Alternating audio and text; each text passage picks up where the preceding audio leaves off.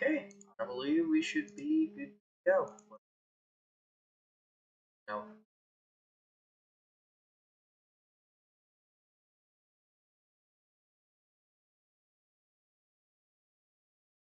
trying to see.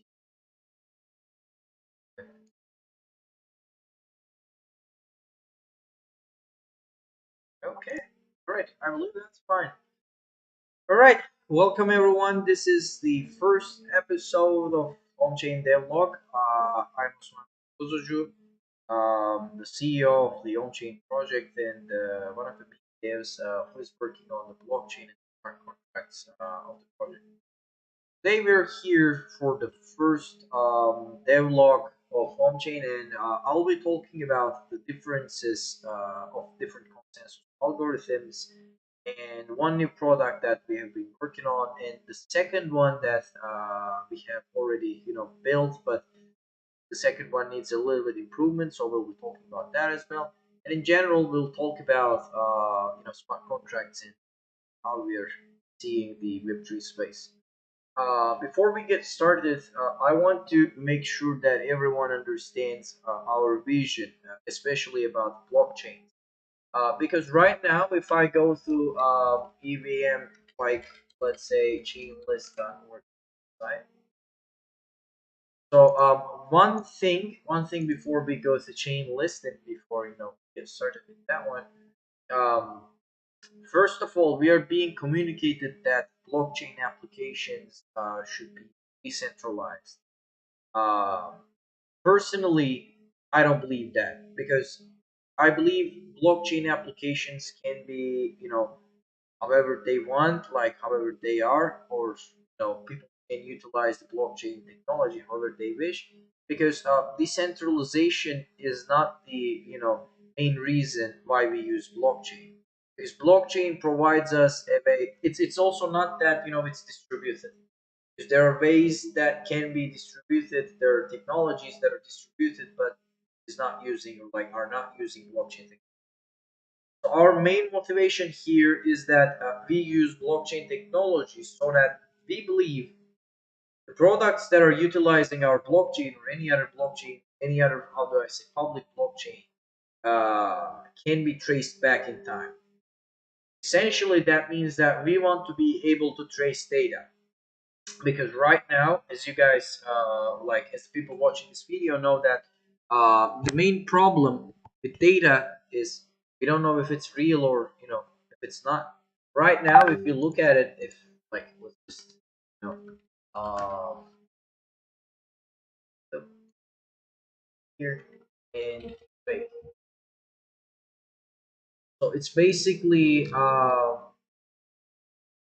yeah, was like yeah.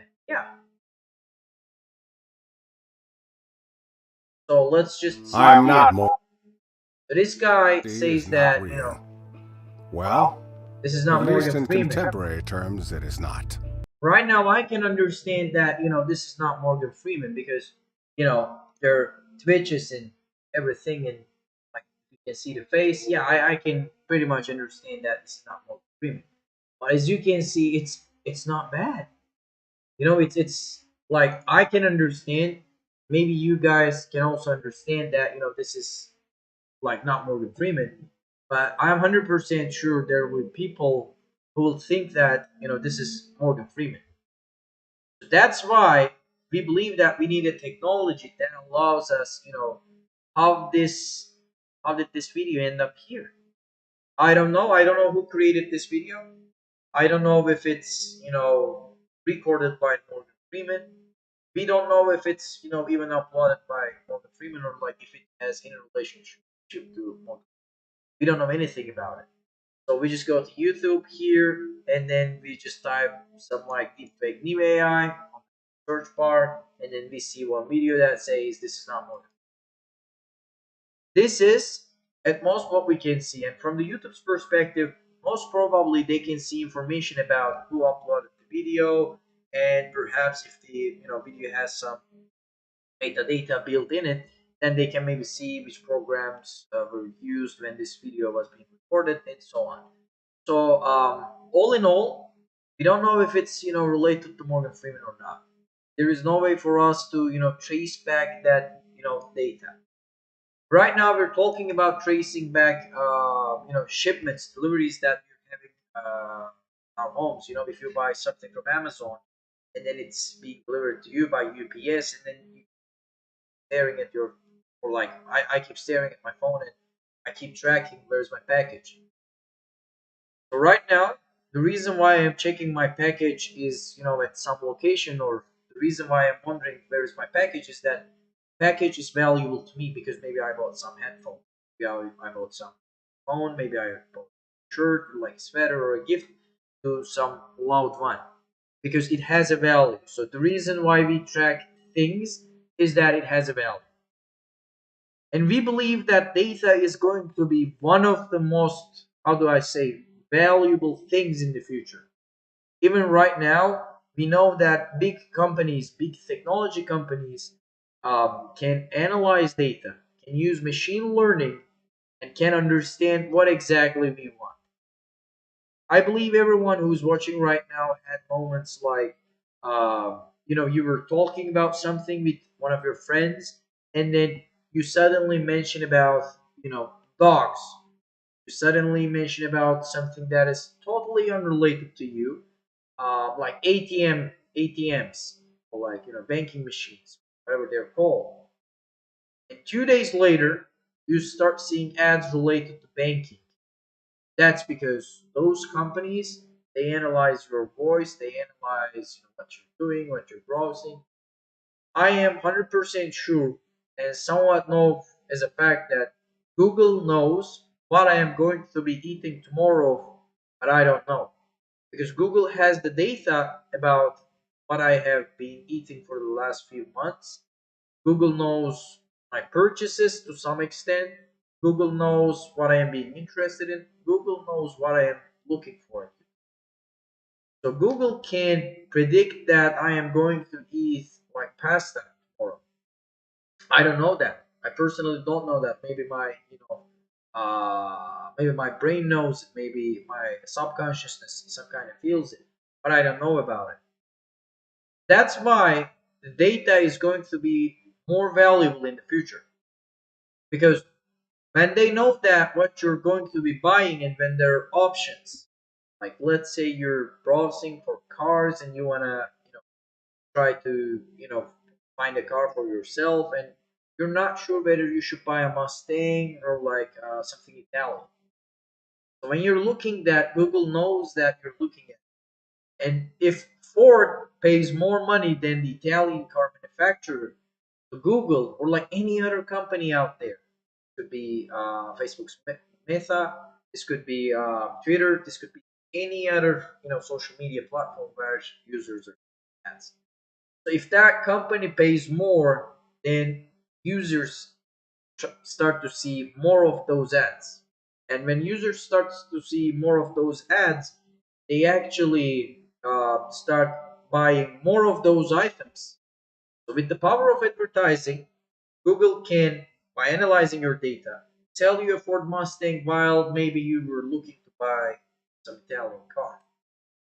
That's why data is valuable, because data can be, used in ways that is going to be making companies make profit by means of marketing. So that's why we believe that data is valuable. Right now data is valuable for marketing, but in future we have been just seeing a video about Morgan Freeman not being Morgan Freeman. So in the future it's going to be even more valuable whether a video or information real or not. There are websites like, you can see, is this real? Com.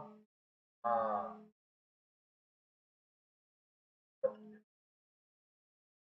yeah, so there are websites where people, check about claims if it's real, because someone writes on the internet and says that, hey guys, there's like some cave somewhere in Germany, and then if you go into that cave, you will be teleported to back or future, whatever.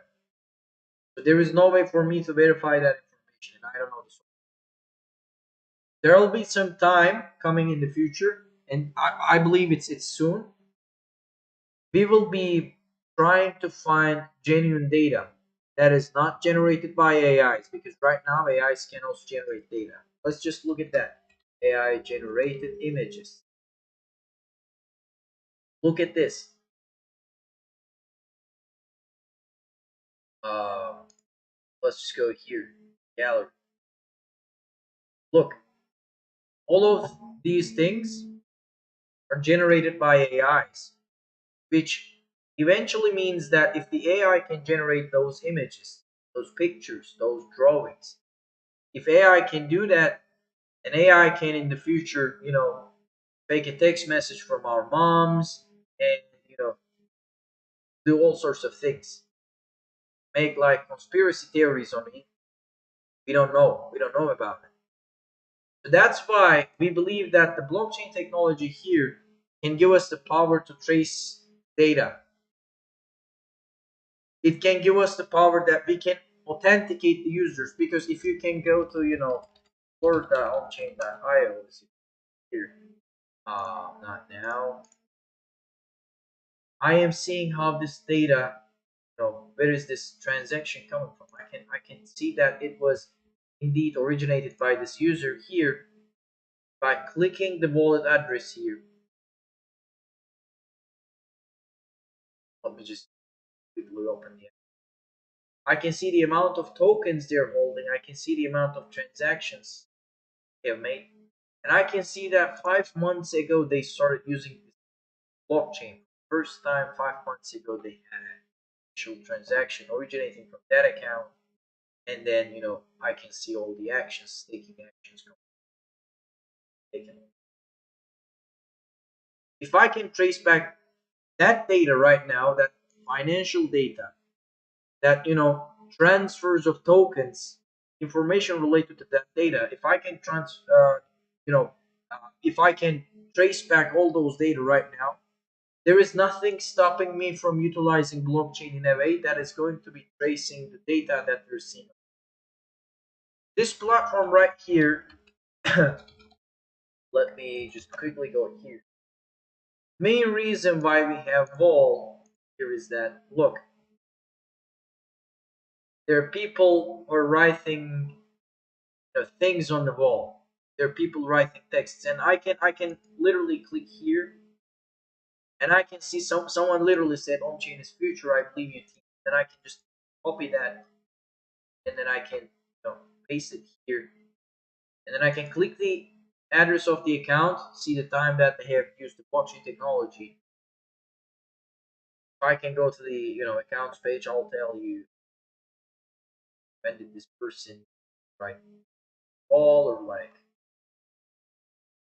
as you can see here, 4 months ago this person received 1600 OMC tokens, and then they bridged it back to other blockchain. Which blockchain? I can see it by clicking here, and then I can see that they have received some amount of tokens 7 days ago from different address. This is rewards address, and then they have staked that amount, and then they have written on the wall. So I can trace back the data related to this text message exactly here. And if I want, I can literally find who this person is. This is not a problem. In future, we believe that applications like Wall, this is just, how do I say, this is just a primitive version of what we're actually building here. Applications like those are going to be more valuable, because when you build applications like these on Twitter, I can right now go to Twitter and I can see who responded to me. I can go to Twitter and try to see, reply to some comments of people. I can try to make some friends and send messages to people on Twitter, but I don't know about them. I don't know if they're real people. I can trace them. If someone curses me or does something, then I have to contact the local authorities to, make them find that person, and then I have to deal with that. And if that person is using VPN or different stuff, then maybe I'll never find that person. But with the blockchain technology, I can do that. I can trace back the data, and I'm not talking about the identity of random people. Some people might be willing to stay as anonymous. There is no problem with that. But I want to make sure that the tweet that is tweeted by Barack Obama is originated from the Barack Obama itself. If you can remember, let's just go back here. If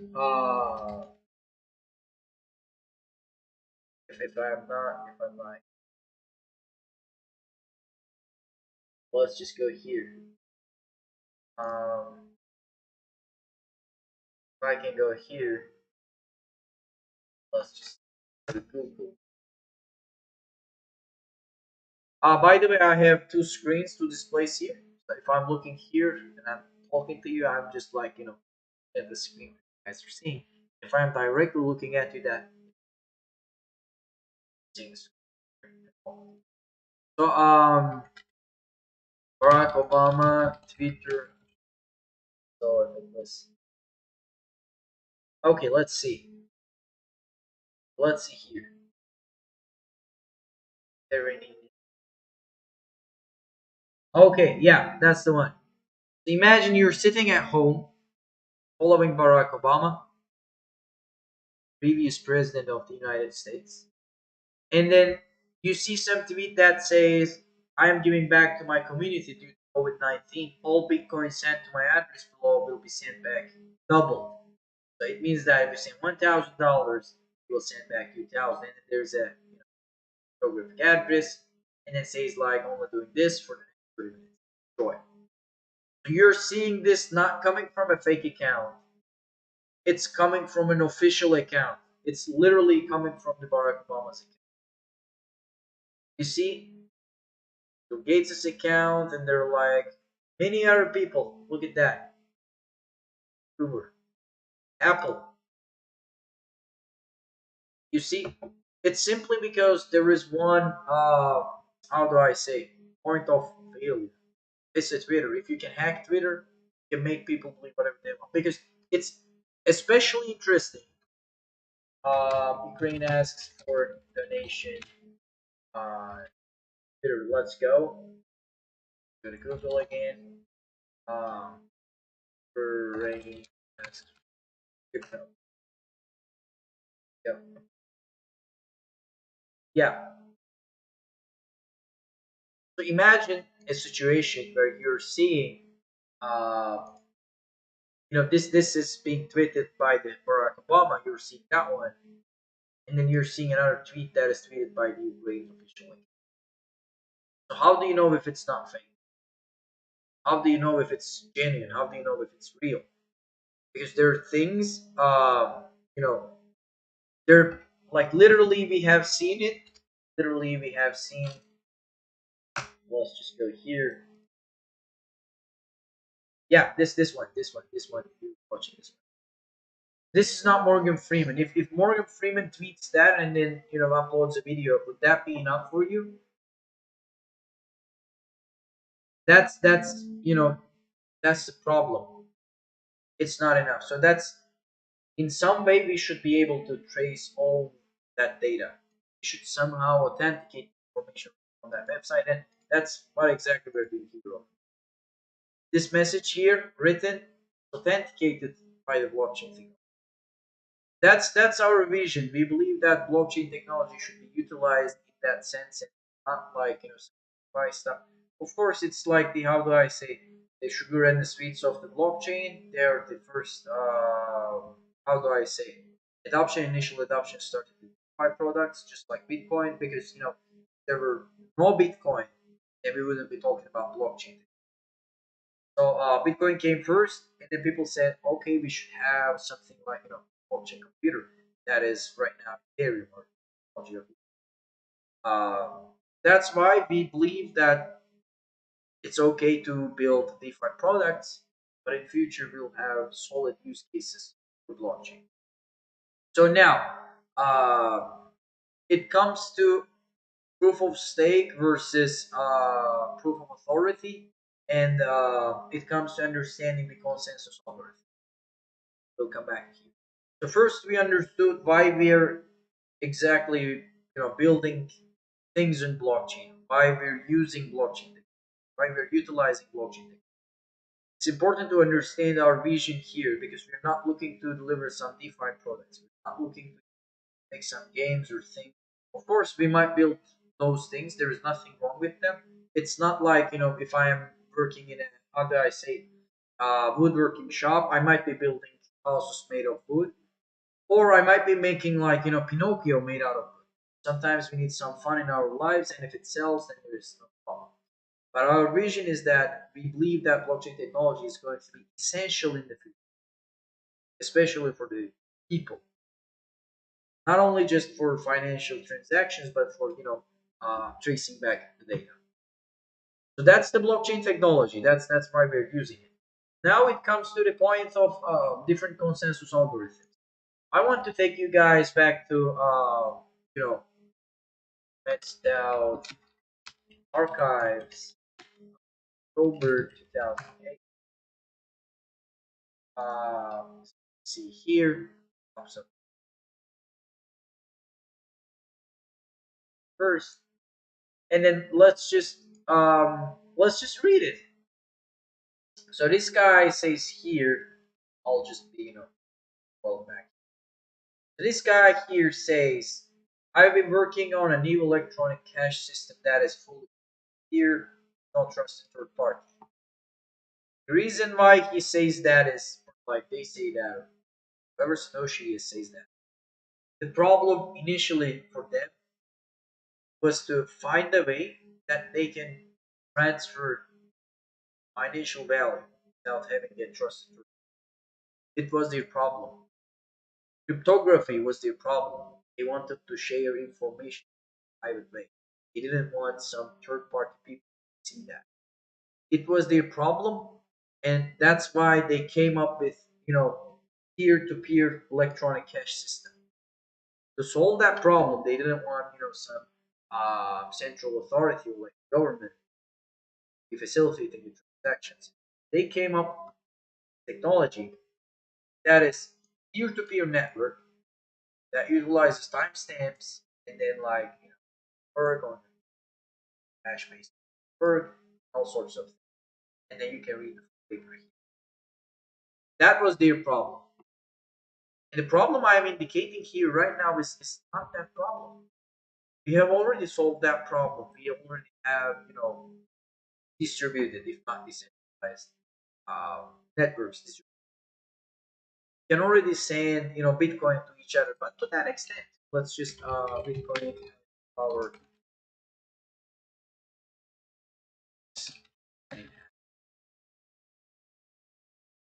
can go to that here, and they have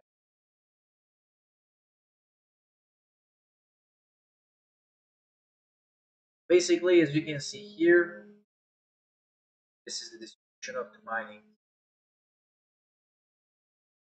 Let me tell you how this thing works. So if you were to mine yourself, try to find a block, probably you wouldn't be able to find a block until halving comes and goes up or whatever. So it's like, let's say if you start mining right now, you have to be mining for 200 years to find a block. Current difficult average. So of course you don't want to wait for 200 years and hope that you're lucky until years, because next year difficulty will go up and so you say to your friends, "Hey Joe, come on, let's build a mining pool. Let's mine together." And the Joe asks you, "How are you going to how are we going to make sure that we're mining, or how are we going to make sure that we're fairly distributing rewards?" So Joe says, "Listen, in order for us to find a block, we have to find, let's go to here. Let's say, okay.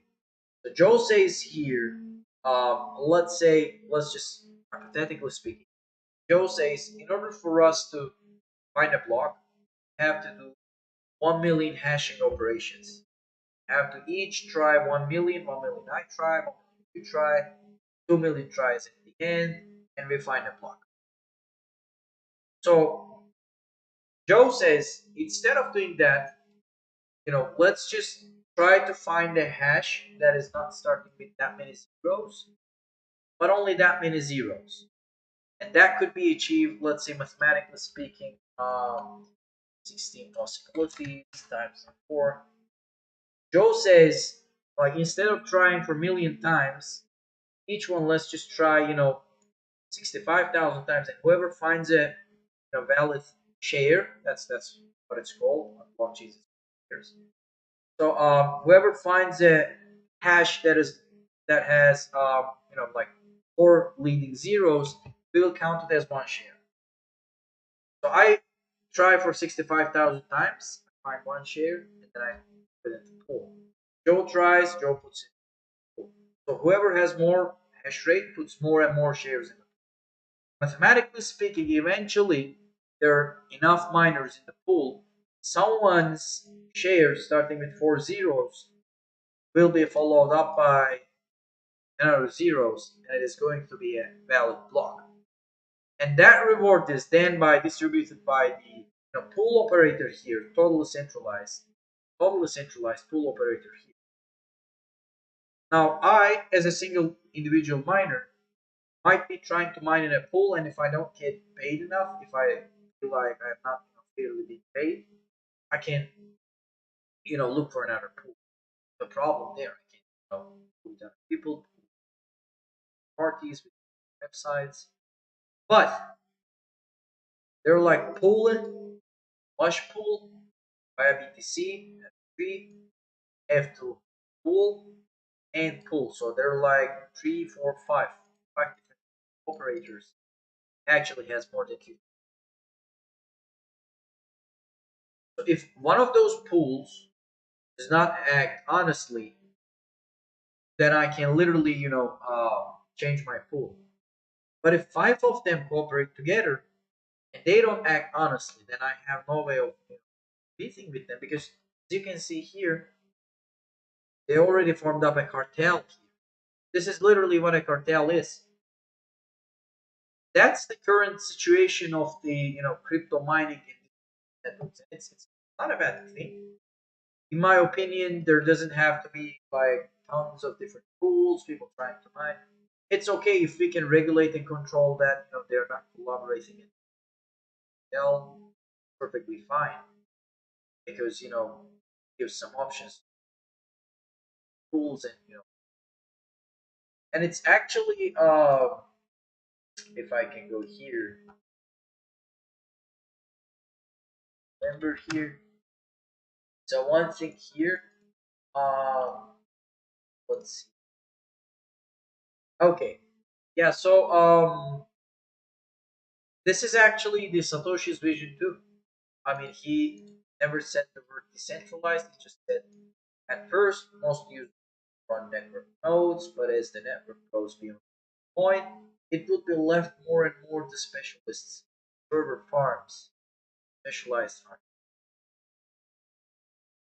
So this is like a server farm would only need to have one node on the network, and the rest of the LAN connects with this actual describes. So it's okay. It's like the Satoshi's vision or like the design was okay with having mining pools and that. It was not meant to be decentralized. It was meant to be distributed because it's enough to be to transact find value without relying on a centralized terminal.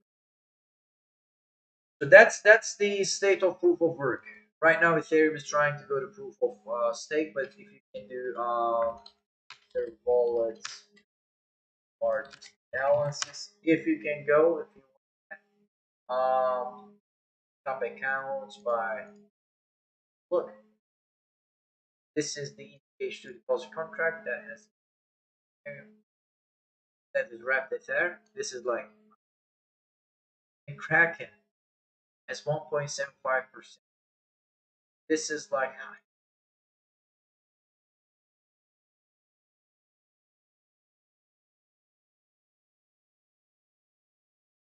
so I don't know that one. You can go here, Binance 7, Binance 8, Bitcoin 2, they're like address.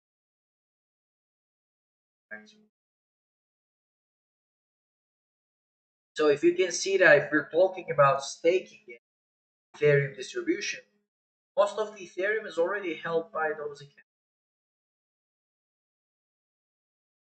So if most of the Ethereum is already held by those accounts, how can we make sure that staking is central, as it's central?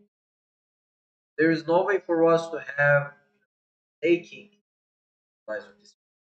Even better, let's just Google how to set up ETHs. Let's just go to Google. Let's just see what pops up.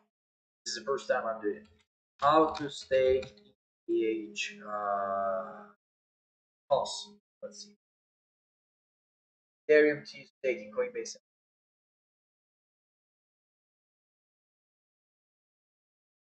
So it says what is Ethereum, Ethereum to on Coinbase, what is staking, what are the rewards associated with Ethereum.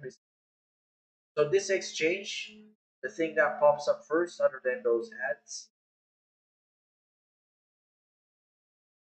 it already says you don't stake. It already says you just use the exchange. The exchange goes after. So if I'm seeing that right now, most of the users are seeing. So that's why this is one and two. Let's just go here. Reminding you staking, how does it work, how much do you take, how to stake, custodial staking systems and all complete. All you simply deposit Ether and then they make a node. Software clients that are compatible with. It's literally like how to stake Ethereum.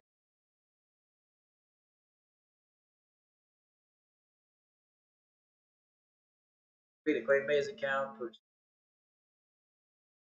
and then finally, this is the official page for /EA.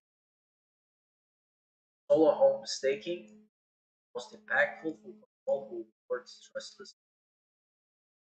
But even they, as the Ethereum official website says, entrusted node operation, full staking, simple finance. So if the Ethereum's website is already promoting different, centralized aspects, why are we not talking about proof of stake? Because that's why I'm saying, like, when we actually say decentralization is a lie, don't mean that technologically it's a lie. As you can see here, there is a way that you can stake your Ethereum yourself. But I'm looking at the Ether scan and the holders of the Ethereum, the balances of the accounts.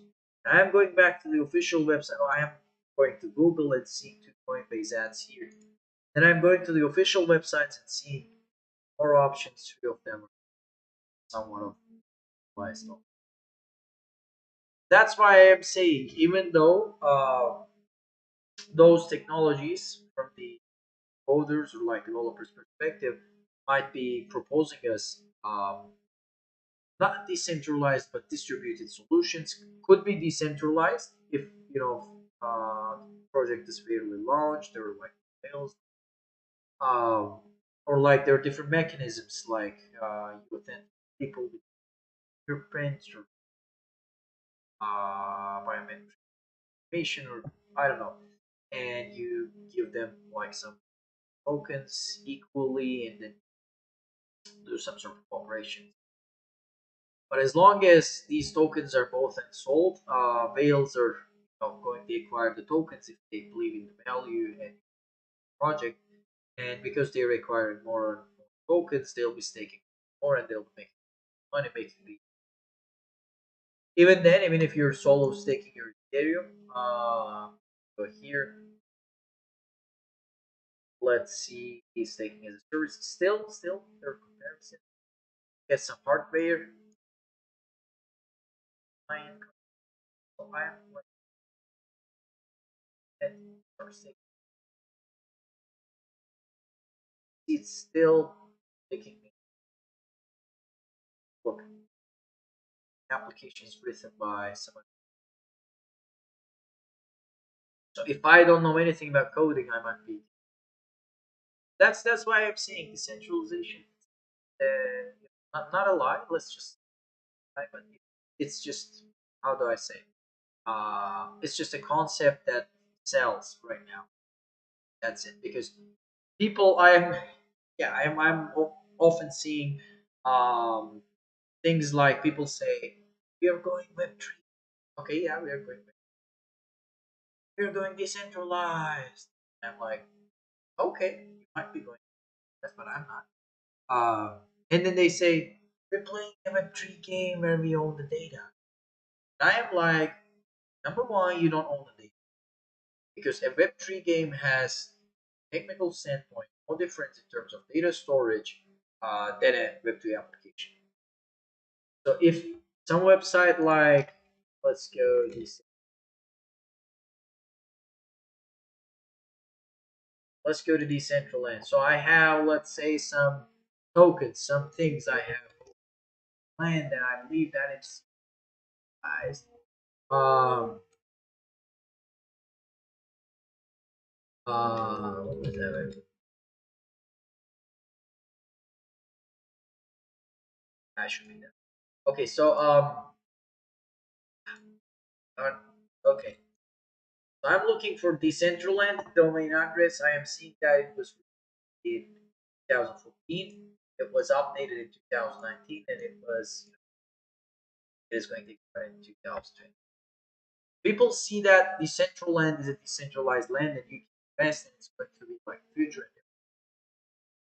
Let me tell you one thing. So I'm going here, that domain name, that the name here right now.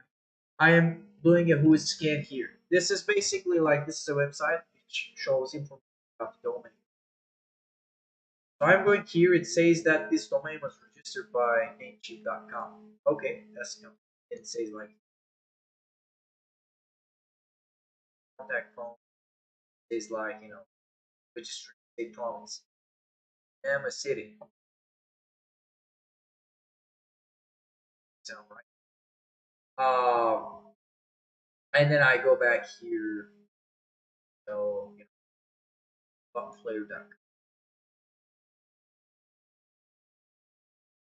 So if let's say the owner of that domain name, if the owner of the domain name does something illegal, let's say he owes some amount of money to some people and he can't pay it, or like the company, if the domain name company in Panama, okay,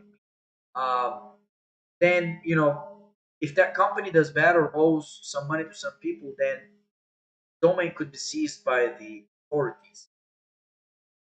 So if the domain name is seized by authorities, or the person who owns or controls the domain sells it, or like shareholders divide and the company have some legal problems, then that domain name and that website and everything associated with the Decentraland will just disappear. I'm not saying it is going to disappear. I'm just saying if there are such problems, it's a possibility because we have seen huge websites, huge companies, huge businesses go bankrupt. So it's a possibility. But what sells here is that it's advertised in a way that you're not controlling the data. But right now, let's just open it in the browser. Let's just dive deep because this is a DevLog. I have to show some codes to you guys. Look, I'm just gonna say I'm gonna play as guest. Play on Windows. I'm gonna play on Windows.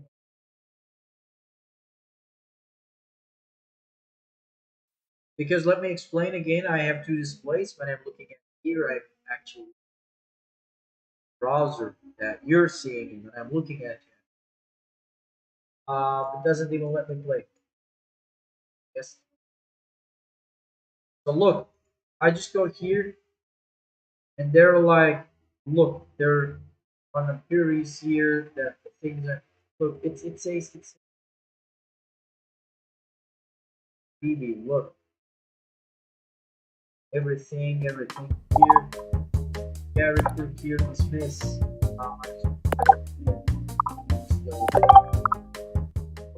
You know, what's avatar guy.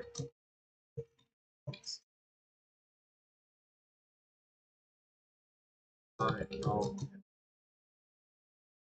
Let's just here.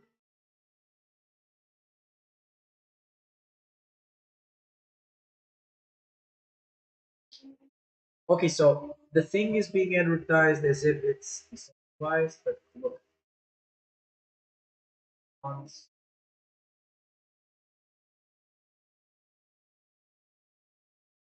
there, lots of-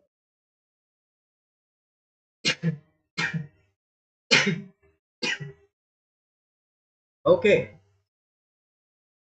um, I just wanna start. Let's just the reason why I've opened here is look, I'm seeing some data here. I don't care about what it is. It's not important to me, but look, the request URL is here.decentraland.org. And if I copy that data value to oh, oops, okay.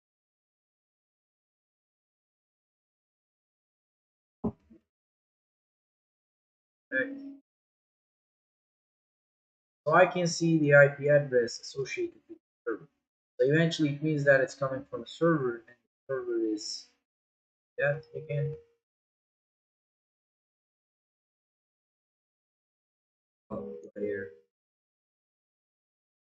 So this is the Cloudflare direct application company.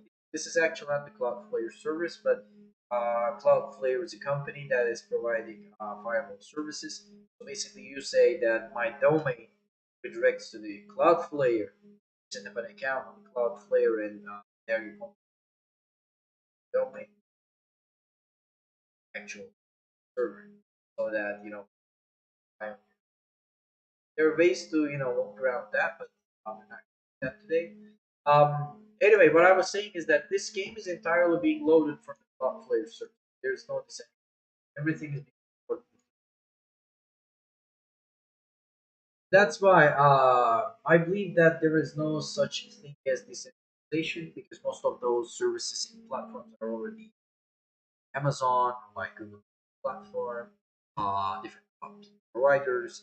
Only some of them are hosted by the company's actual data servers, and even then,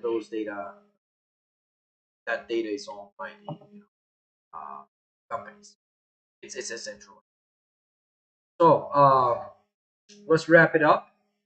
Even if a blockchain network working with proof of work, proof of stake, doesn't matter. Even if it's 100% decentralized, the applications built on those platforms are somewhat centralized. Yes, there might be protocols,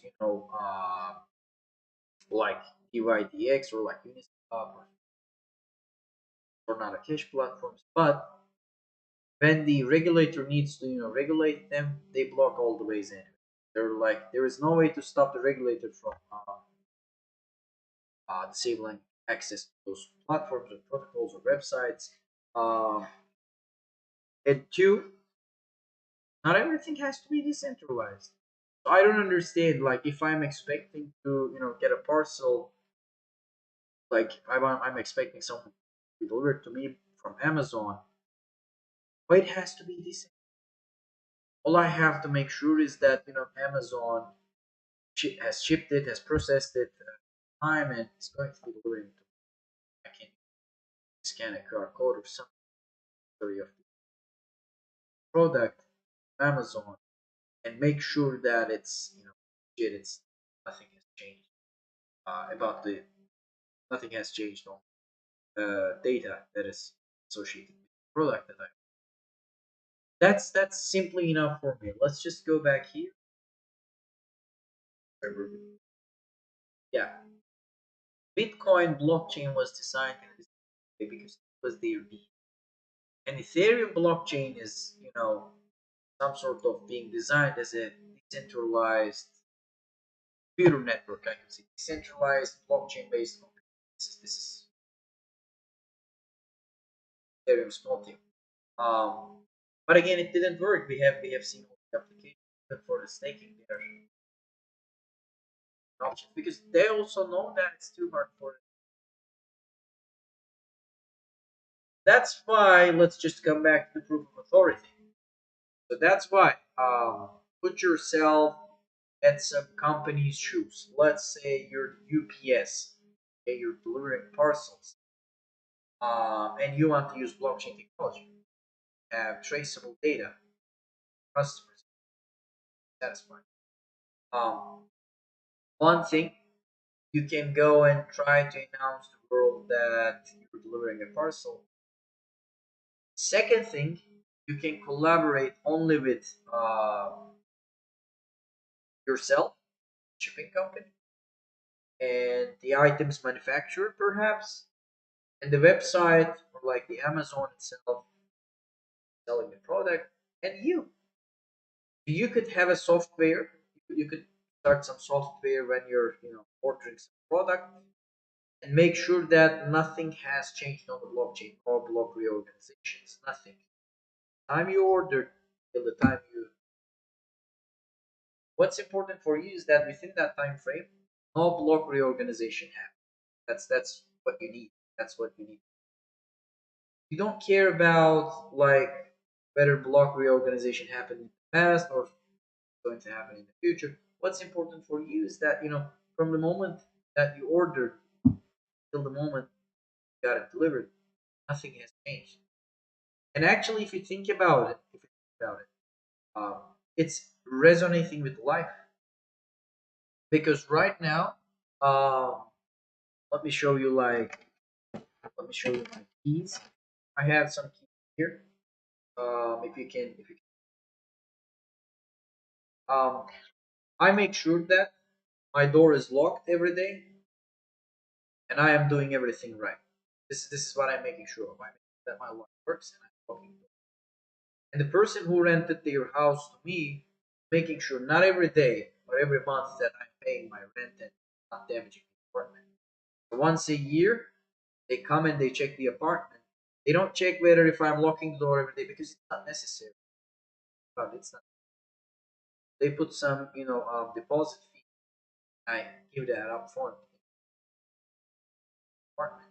They make some insurance so that they don't have to check. So we believe that right now the main vision of most of the blockchain based projects are like, let's just rent an apartment. Okay. Everyone has to every minute check the apartment and that whether it's damaged or not. This is not necessary reflecting life. This is not, how do I say, feasible. That's why companies like UPS or like Amazon, like big companies, are not using public blockchain. Why should they do it? It has a lot of extra cost because if you think about it, let's just go here. Their nodes. Look, there are like 7,000 computers, almost 8,000 computers in the world, who are storing that data on the blockchain. On one blockchain, like Ethereum blockchain, and they are all synchronized.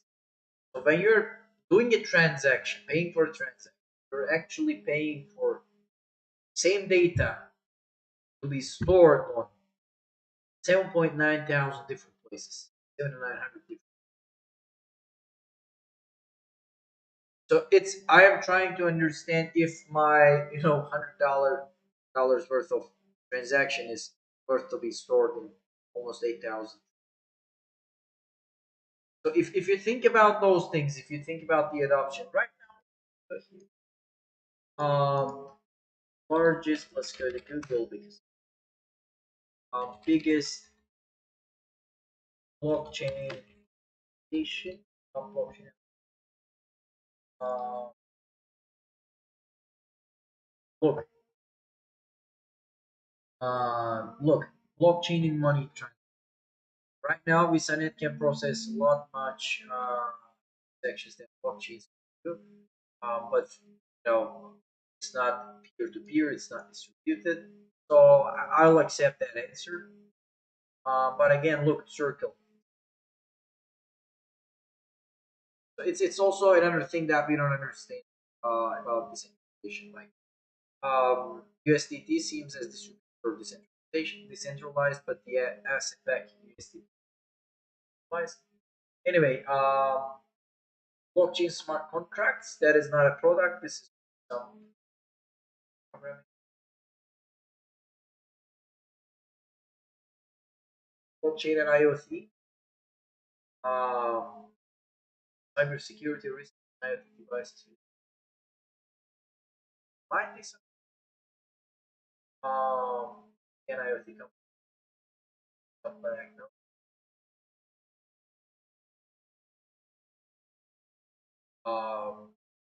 Helium, yeah, people's network. This can use. It's not.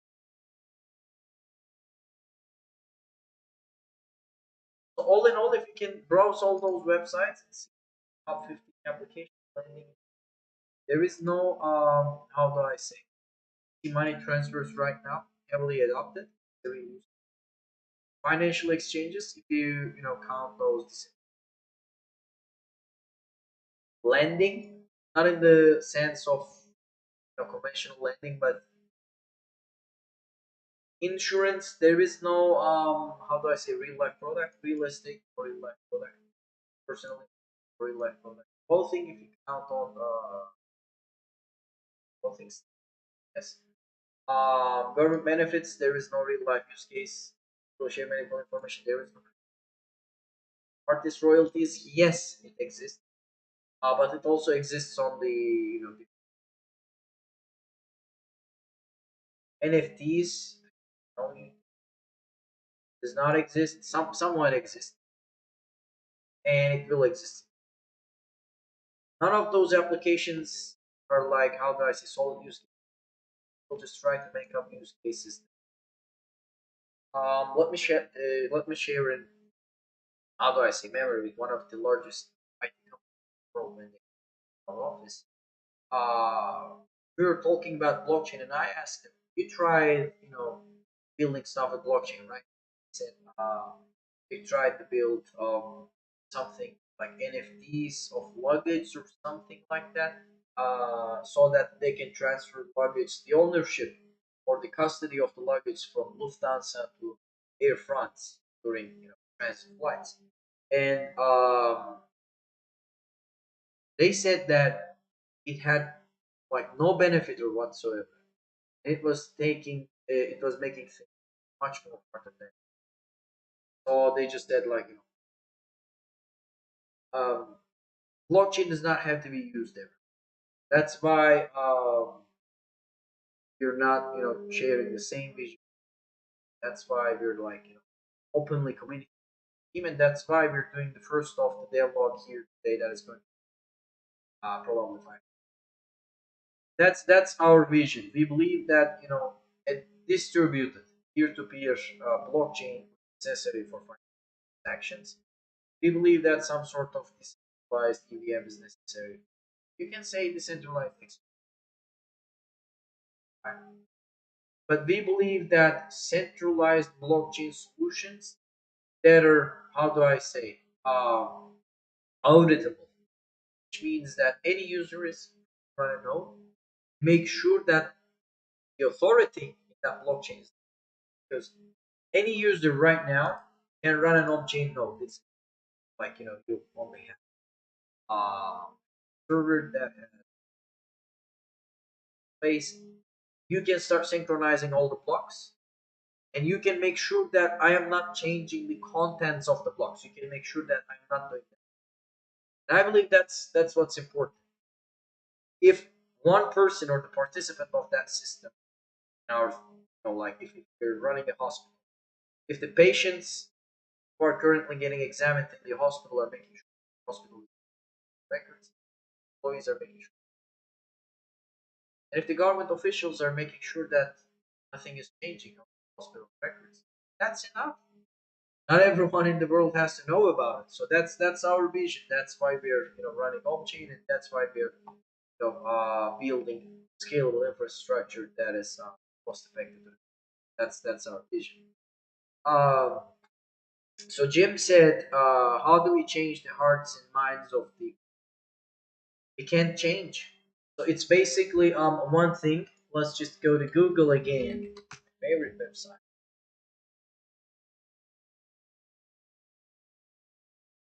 Um, we can go possibility of winning is um so let's go here. All is chances of winning in, let's see.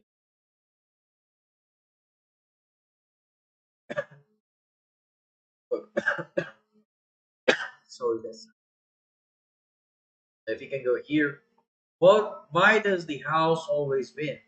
Look at look at casino profitability. Gambling, nothing is left to change. That's exactly the same. It's like from the developer's perspective, because this is the devlog and not a stream to complain about things, but we just want to be open with you from the very first minute. Want to be open with you, in our first devlog and show you our vision and what we have in our mind and why are we building like what we're building. So you can see here, why does the house always win? And look at casino profitability. In gambling, nothing is left to chance. You see that. There's one certain thing left here, blah blah blah blah. This is house edge. This is. And professional gamblers, people who spend a lot of time in casinos, they know that. They know that eventually, the more games that they're playing, the more money they are going to. But people exactly know that. They know that. But that how do I say, that idea of, or like that hope of winning one day, like the idea that if someone buys tokens for $1,000, the hope that it's going to turn into $1 million is making them blind to see. And that's why I'm going to be showing one thing. Um,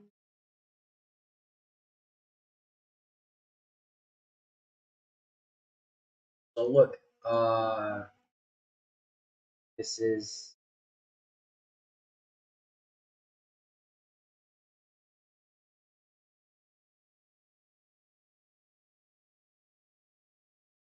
let's just go one here. Um, Google, go to DeFi Llama here. Um, okay, look, yeah, this is basically 50,000, and then this is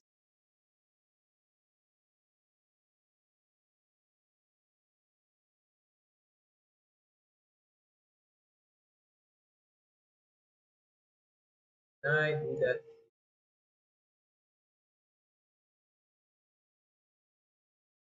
Okay, so beginning of the year. Look, okay, we are looking. How do I say? Crypto space and cryptocurrency prices. I am seeing that DeFi value locked is 173 billion US dollars. That means that some people locked that amount of money and minted some synthetic US dollars. Went to exchanges and purchased Bitcoin with that money. We can look at the chart here. DeFi TVL is high. And at the moment when DeFi TVL is down, prices are falling.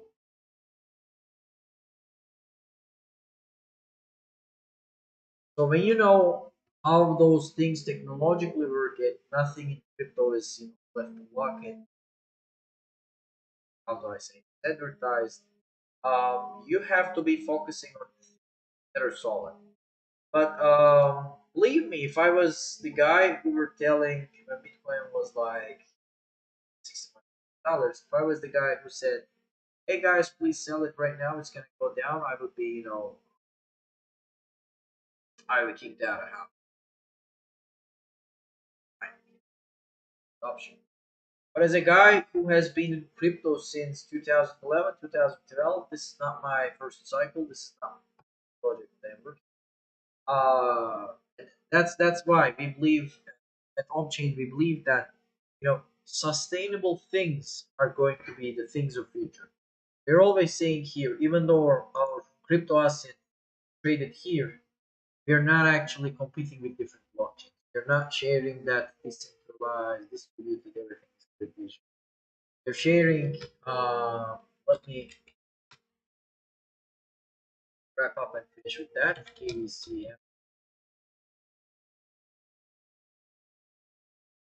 This is what we're competing. This is what we're competing. Because real companies, the real like services, the sustainable thing they use. That's you're saying ABC is building things that are like offline, not offline, but like the blockchain. We're saying our blockchain is the communication layer of those main blockchain. Right now, we only have the main. There is nothing stopping us from establishing blockchain that but with one thing different than our projects, we don't claim that it proves that's our vision, and I hope that today we had the chance to look into some technical things, not so many technicals, but to technical to an extent that will make you understand our vision. Why are we building this project? Why are we doing this? We hope to continue with more of those videos because we were going to have an AMA session this week. Actually, it was planned. Then we realized, we have been having AMAs a lot, and more or less we were answering the same questions.